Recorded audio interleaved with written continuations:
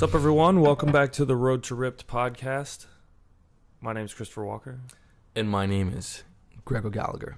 Yes, and we are the hosts. And if you're not subscribed already, what are you doing?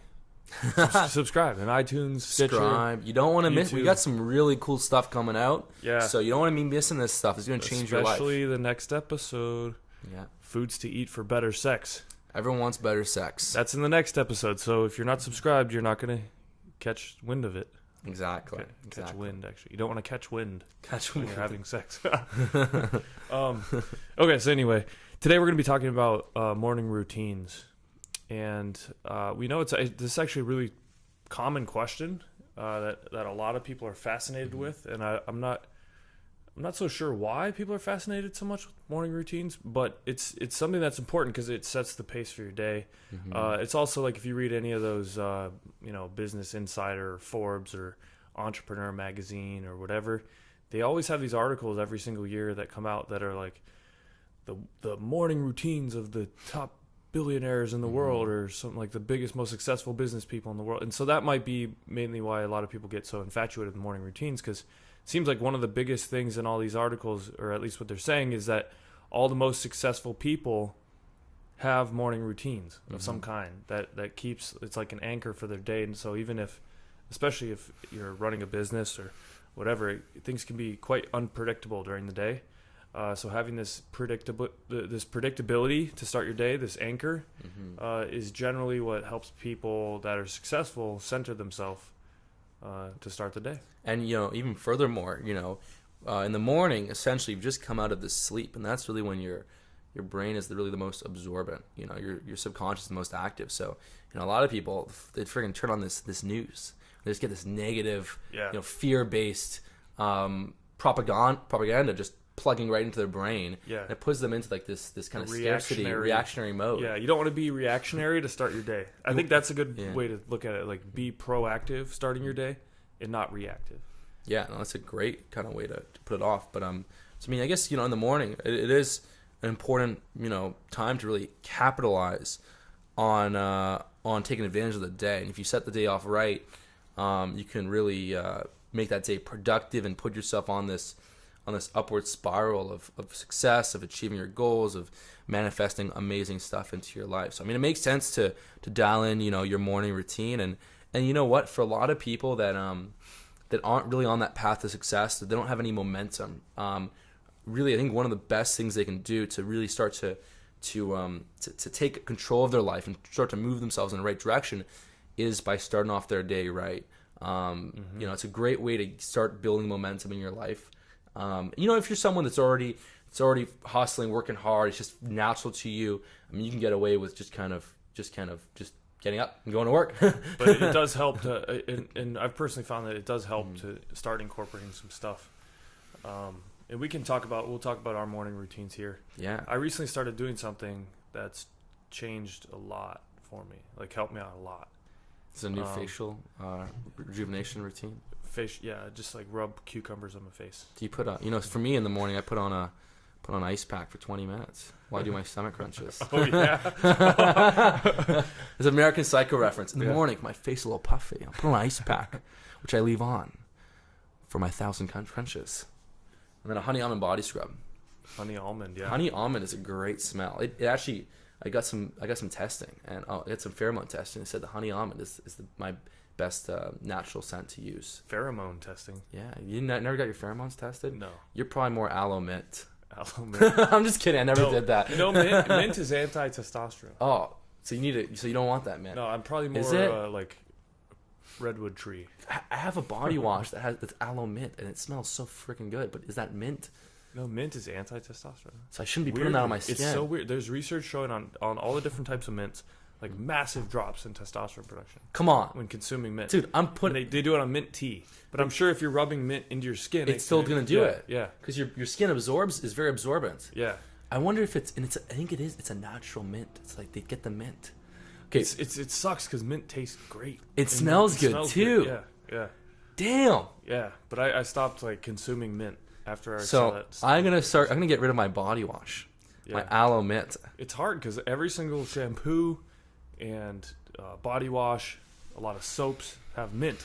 Toothpaste. Damn. At least dude, with toothpaste, I you're love spitting that it body out. wash. It was. I'm gonna get. They have another flavor. I'm gonna get the other one. Yeah, get it. Lavender, is lavender bad for your Lavender's testosterone? good. That's fine. What about honey almonds? Okay. That should be So fine. first order of business is don't use any mint body wash products in the morning. Yeah, it's hard to. That should be something that we put on our to-do list. To actually make a list of like personal care stuff people can go check out. That they might be that is like good for them actually, without the chemicals. But anyway, that's beyond the point. We got to get back to the morning routine. So basically, this one thing that I started doing has changed about the last. I started doing about a month ago, and for anyone who really knows me personally, they've noticed that over the last few years, we've been working super hard to build our businesses, and I'm definitely more prone to like. I'm a workaholic. I like working. So, but one of the issues has been I'm always very sleepy. Like I'm always ready to sleep. I could sleep, at any given moment throughout the day, I could just fall asleep and enjoy it thoroughly, And Greg knows that even when he comes here to visit LA, we'll have a dinner, and then as soon as like 9:30 hits, we have this plan to go out, have some fun, and then Chris is like, oh, I'm going to bed. I like sleeping. Yeah. But it actually like had become a bit of an issue over the last couple of years where I just felt like I didn't have the energy to go and do fun stuff throughout the day. And I finally figured out what the issue was. It's breathing. And I think this is something, if Joe Weaver is watching, remember we interviewed Joe like 5 years ago. His nasal breathing. His the metazone breathing. He was telling us this years ago. And it's kind of the thing where it's like, takes wisdom. Someone could tell you wisdom, but if you're not ready to hear it, you're not going to hear it. But I finally was like, I think it's breathing. Like I might not be getting enough oxygen, and I started doing this morning breathing every morning for even just 10 minutes, at most 30 minutes. I feel better when I do it for 30 minutes, but I don't want to call it meditation because I'm not really like. I don't know much about meditation to make that kind of a claim, but it's just I just sit and I breathe up through my stomach, up through my spine to the top of my head, and then I breathe it all back down, and I'll just sit and do it. And I think that is a form of meditation if your point is also to be present. Yeah, you're not really thinking about, or are you thinking? I'm definitely thinking. There's not, but I'm trying to like stay calm. But that's one of the issues is maybe, and I'm going to keep improving on it, but there's definitely a lot of resistance while I'm sitting there. I'm like, I got all this shit to do today. What am I doing? I'm sitting here. And it's like, no, breathe. You feel better. That is forcing yourself to be present. It's a meditation. Yeah. And even people that do meditation, usually maybe half the time, they're not actually totally in that meditative state. They're trying to get into the meditative state. Yeah. So, that's the whole... I mean, you feel so calm afterward, though. And I've felt so much energy throughout the day after doing that. I'm not tired throughout the day. I can still like fall asleep because I like sleeping, but you don't need to. I don't need to. I don't feel like I'm just by the afternoon. I'm just exhausted. So can we do this meditation before we go out for dinner, so you have energy for to stay out? Yeah, maybe I should do it twice a day. Like twice right a when day. I wake up, and then at like right 8 before p.m. I go out to dinner with Greg, right. because then Greg's gonna want to keep going. So, so can you give us a little primer on exactly how to do this for my breathing? It was like what I just said, where basically I just sit there on like a pillow or something. So you're forcing yourself to stand upright. You're not leaning back, obviously. Yeah, you got to keep your spine up straight. If I lean back, I'll just fall asleep. I've tried it laying in bed before. Not a good idea. Just fell asleep. But yeah, you sit up straight spine. Just literally just breathe up through your stomach. Just kind of envision like up your spine, top of your head. Hold it there, and then release everything, and like fully release. Fully breathe it all the way in. Is it into the nose, out through the mouth, or into the nose, out through the nose? I try to just stay in the nose, but then when it gets a bit deeper, I find that it's easier to just go out the mouth because I feel like I start to lack oxygen for a little bit. But that's kind of you breathe in all the air, and you think of bringing all that energy up into your head. Yep, and then just and then you hold it there for 2 seconds or so. Yeah, and then as you breathe out, you focus on what? Breathing out. Okay. Just like bring it straight down. And you straight down, and then you through the plums. If anyone gets that reference. And then you're doing this for about how long would you say? 10 minutes or 10 to 30 minutes. 10 to 30 minutes. Come on. Yeah. Could you do this while listening to our podcast? Yeah. Yeah. It's just breathing. You can, So you guys should start doing this. Subscribe to the podcast and listen to this every morning while you're breathing. While you're breathing, man. Yeah. It's actually, Listen to you the know what? calming sounds of our silky smooth voices. It makes a lot of sense, and you know, a lot of times when this also helps with the cortisol, I'm sure. When you're stressed out, usually your breathing patterns change. They become more faster, and you actually become you don't get in as much oxygen.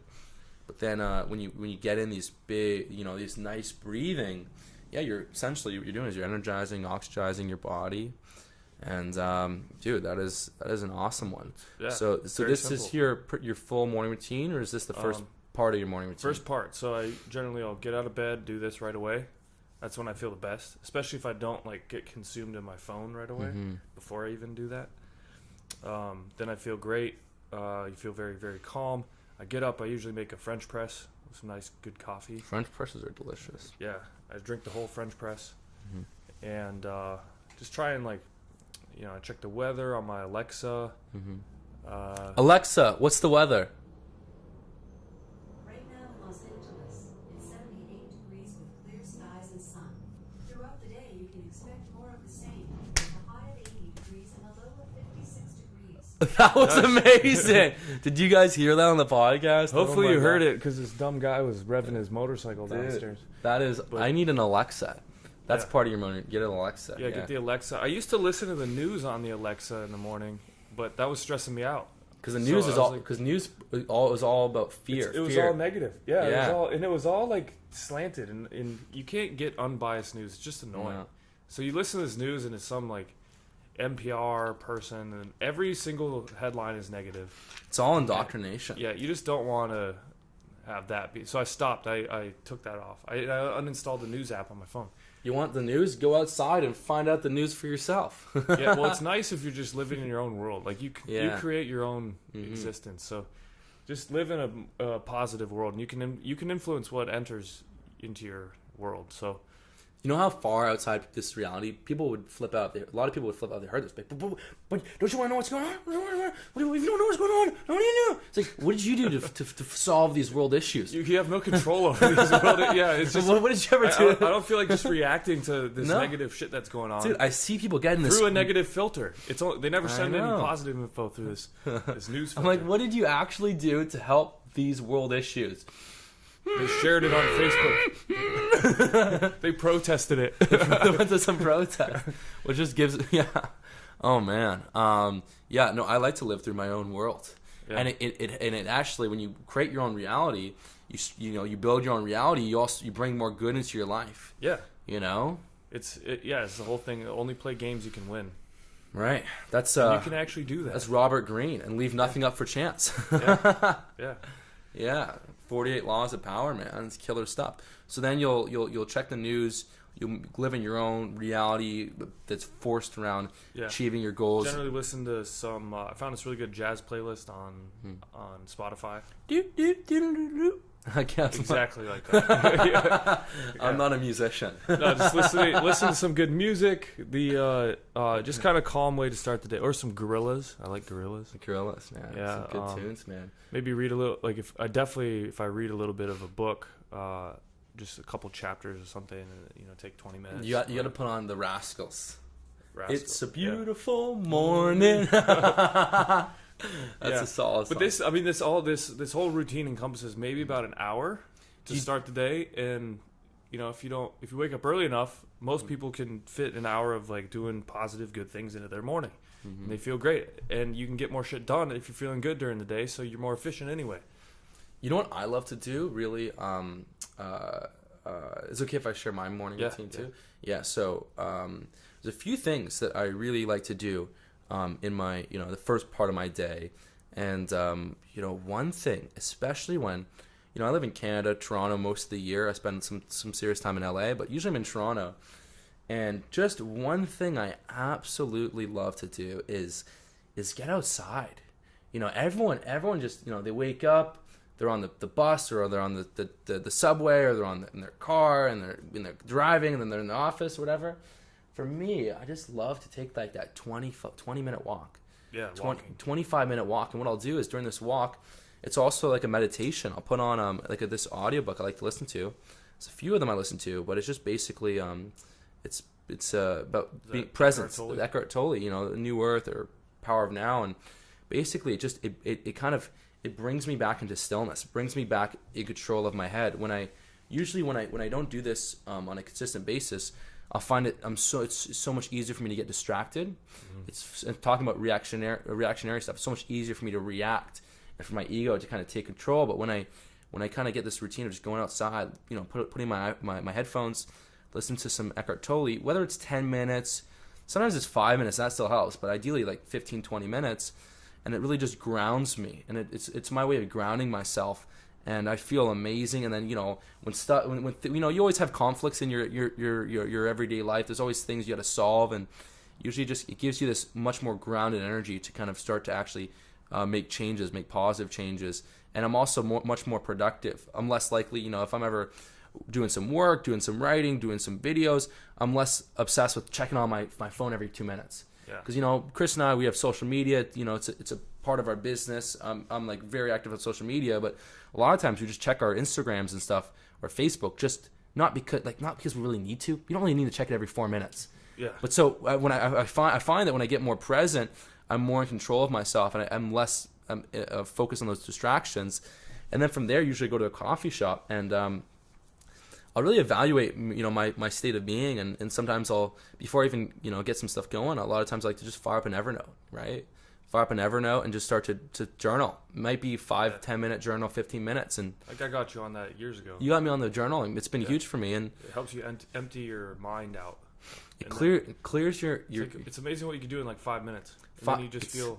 Yeah, it's like taking a mental dump. Yeah.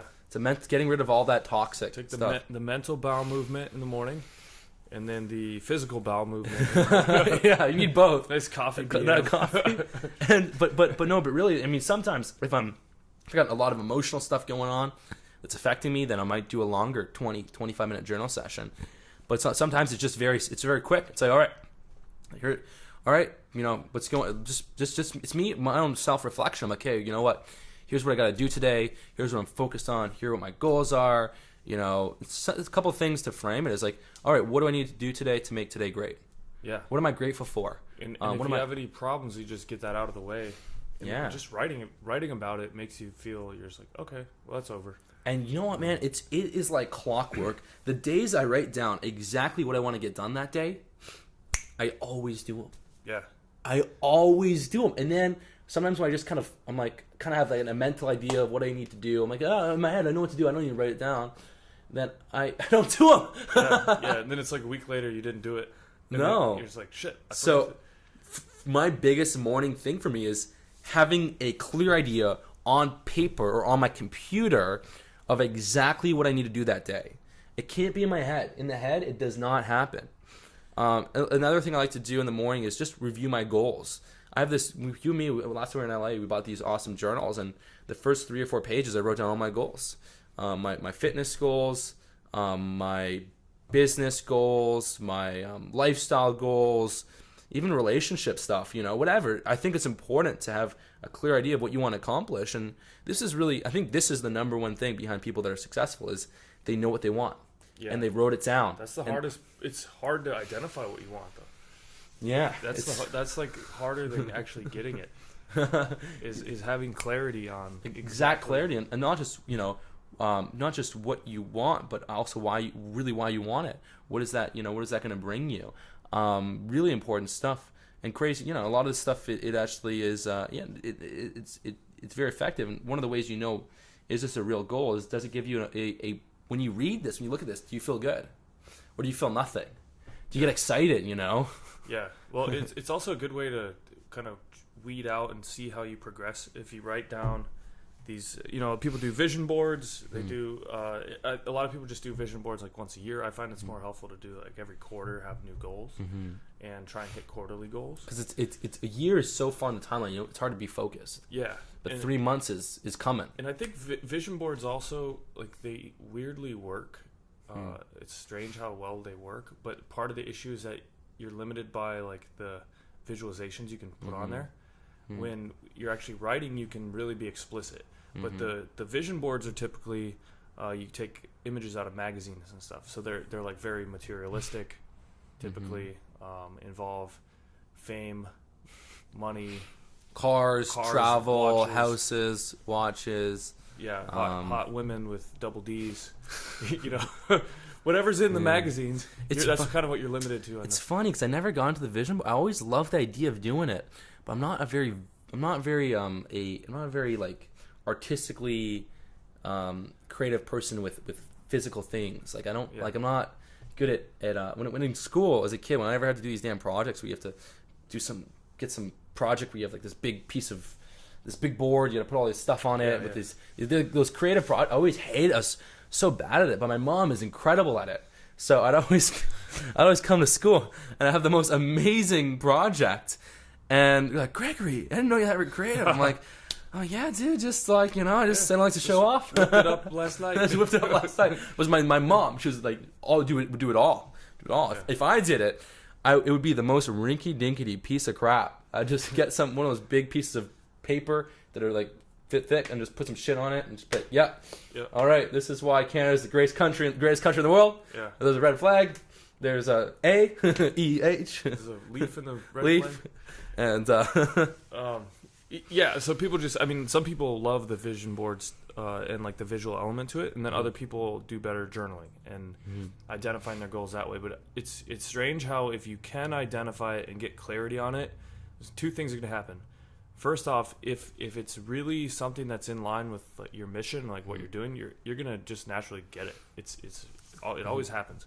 But then second off, you're going to also see a progression, especially if you do it like quarterly. You're going to see a progression on your old goals. For example, I looked back on some goals that I'd written in September last year in my notebook, and I 2016 or 2015. This last September. It was 2015. 2015. So, okay. But yeah, a year and a half ago. Yeah. So basically, I'd achieved all the goals that mattered, and then the other ones, my whole outlook on those things changed in the meantime. Where now I feel like I'm in a better place where I don't even want those things anymore, and it was mostly just material things that I wanted, but there's no real substance behind it, and I wanted them like kind of for the wrong reasons. So then that all changed, and now I don't want that stuff anymore at all. But then the important stuff I got, and I'd achieved those goals in the meantime. So I think it's cool to see that progression also. Do you want to share any of the important stuff, or is it more private? Yeah, I would have to find the notebook, and it's over there somewhere. I had the same experience too. Actually, this was one of my biggest experiences was really when I was in Mexico a couple years ago. I think it was March 2015, I believe. So like, oh hell, literally 2 years ago, and I had a lot of goals I wanted to, and some of them were business. I want to get my business to this level. I want to have this much influence. But a lot of it was because a lot of my other goals were lifestyle related, where I felt like, you know what, I was doing this business, it was working, it was helping thousands of people, it was profitable. It was going well. I was like, doing awesome, especially, whatever, two years ago would have been 23 or something. And then, but I was like, you know what? I was like, I want more adventure in my life. Like, why? I want to be meeting more people. I want to be, networking with more people and doing more creative stuff. And I wrote down all these crazy goals, and I wanted to be more speaking engagements, this and that. And it all happened. And I didn't realize it until I was like, huh. It's like, oh, here's this notebook, and this. I realized this a year ago. So I was like, it was like 6 months after March. I was like, here's my notebook, and it was summer 2015, and I'm like, holy crap! All this stuff I set for I was like, I'm gonna want to accomplish all these goals a year from now, ended up happening in a matter of less than 6 months. April, May, June, July, like four months actually. Yeah. My business tripled. I was like out in LA with Chris. Chris and I did some awesome stuff. Our team got bigger. I was meeting amazing people in LA, and my channel was exploding. I did these meetups, and I had 100 people in LA. This Kino Body meetup, so it was, or like 80 people. It was insane. And so I wrote down those goals, and I think when you write down these goals, you've got to be in a really good headspace. So you can't be just watching the news and like writing down some goals. You got to I think what's cool is if you go for a walk or go to some new little coffee shop where you feel like you want to feel free. Yeah. When you write these goals. Feel some good energy coming through it. And then also looking at where the intention's coming from. on the goal. Like you're not going to get, naturally you'll become a better person through this process, especially if you do it often, and you'll be more successful. But you're going to naturally find, like I said earlier, is the goals that were coming out of a bad place usually aren't going to happen. But you're going to grow through the process and realize that wasn't, like, you weren't supposed to do that anyway. So yeah, you got to find those motivations, those real true. Yeah, what's the real motivation? The real motivation, you know. Yeah. And is it a lasting motivation, or is it just some fleeting motivation? And if you can identify all these pieces, it really, the clarity is the major step. If you identify each of these pieces, the true motivation, and then have the clear goal based on that motivation, you're gonna get it. So that's a good way to start the day. It's a good way to start the evening. It's a good way to do anything. Start the quarter, the year, the whatever. But yeah, so we're coming up on time here. We got to wrap this episode up. But so a couple of the things that we talked about today. Chris really shared his breathing meditation, which has been really powerful for him. And then I talked about listening to Eckhart Tolle, getting a walk, and doing some journaling and doing some goal setting, journaling and doing like to-do list, all the things I want to accomplish that day. Doing some doing some the journaling, the to-do list, and then doing the goal review, and then every few months like make a new goal. Every 3 months reviewing, be like, hey, and then making new goals and getting more and more in touch with your true self and what you want to accomplish, where you want to go. And it's really, really awesome. The one thing that people always talk about that I don't really do is the gratitude thing. I just feel like I just feel like I'm already kind of grateful or whatever. Yeah, so maybe you don't need it, and maybe other people just need to work through there. Maybe they're not grateful for maybe if you're more of in a negative state, then it makes sense. Yeah. But I know people that are obsessed with the gratitude stuff. Do you ever do any gratitude stuff? Not really, no. I mean, maybe. I always try and have a positive mindset at all times anyway. So. I mean, maybe it would maybe it's a good idea, but I mean, I don't know. I don't, yeah. But yeah. Gratitude. Chris, what are you grateful for right now? The ability to do this podcast right now. The ability to reach millions of people. And help inspire people's lives. I mean, this podcast is going to change tons of lives. I'm grateful for a lot of things. For so much, man. Yeah. I'm grateful for all of our subscribers on this podcast who, if you're not subscribed yet, go ahead and subscribe. But yeah, also we've got a really cool new some really cool new products coming out on kinonutrition.com. There's a waiting list over there. If you're listening to this in the future, the waiting list will be gone. The products will be over there. But yeah, so go over to kinonutrition.com. There's a notification list. Basically, we're gonna communicate with that list only. You're gonna be first to know when these products come out. You're also gonna get a discount. So it will take 2 seconds. Just go over there, put your name on the list if you're interested. And we're glad you listened to this show. Hopefully this inspired some people to do try some new things in their morning routine, and or have a morning routine in the first place. And stay tuned for our next episode. Hell yeah. See you guys soon.